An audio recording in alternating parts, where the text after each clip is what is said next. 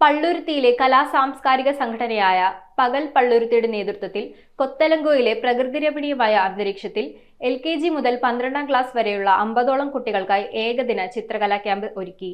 നാടക കലാകാരൻ Linus camp ഉദ്ഘാടനം ചെയ്തു.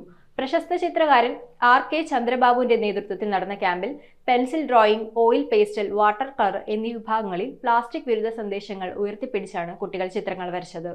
വരയും വർണ്ണവും ഒത്തുചേർന്ന് ഒരു ദിനം സന്തോഷമാക്കാൻ പള്ളുരുത്തി കടേഭാഗം കൊത്തലങ്കോയിലെ പ്രകൃതിയിൽ മണ്ണിൽ കളിച്ചും ചിരിച്ചും വരച്ചും ഒത്തുകൂടിയത് 50ഓളം കുട്ടികളാണ്. ചിത്രകലയിൽ pencil drawing, oil pastel, water colour എന്നീ വിഭാഗങ്ങളിൽ പള്ളുരുത്തിയിലെ കലാസാംസ്കാരിക സംഘടനയായ പകൽ പള്ളുരുത്തിയുടെ നേതൃത്വത്തിൽ LKG മുതൽ 12ാം ക്ലാസ് വരെയുള്ള കുട്ടികൾക്കാണ് ഏകദിന ചിത്രകലാ ക്യാമ്പ് ഒരുക്കിയത്. ക്യാമ്പ് നാടക കലാകാരൻ ലിനസ് ഉദ്ഘാടനം ചെയ്തു. അപ്പോൾ നിങ്ങളുടെ ഫീലിംഗ് എന്താണോ, നിങ്ങളുടെ കണ്ടെത്തൽ എന്താണോ, നിങ്ങളുടെ വീക്ഷണങ്ങൾ, ചിന്തകൾ അതെല്ലാം നിങ്ങളുടെ ചിത്രങ്ങളും ഉണ്ടായിരിക്കട്ടെ. എല്ലാവർക്കും ഭാവിയിൽ നല്ല ചിത്രകാരമായി ഉയർന്നു വരുവാൻ ഈ ക്യാമ്പ് ഉപകരിക്കട്ടെ.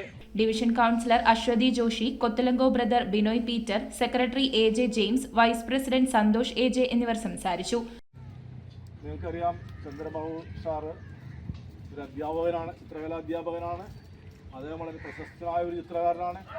അദ്ദേഹം പല സ്ഥലങ്ങളിലും ക്യാമ്പുകളും അതുപോലെ തന്നെ ചിത്ര പ്രദർശനവും ഒക്കെ നടത്തിയിട്ടുള്ള, വളരെയധികം ബഹുമതികൾ കിട്ടിയിട്ടുള്ള ഒരു അധ്യാപകനാണ്.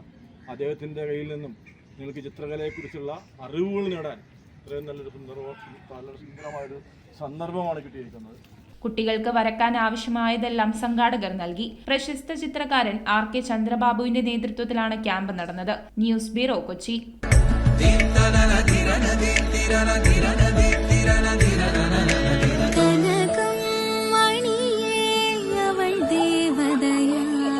സ്നേഹം പൊന്നണിയട്ടെ. Sevens golden diamonds, Eramalloor, Vadathala.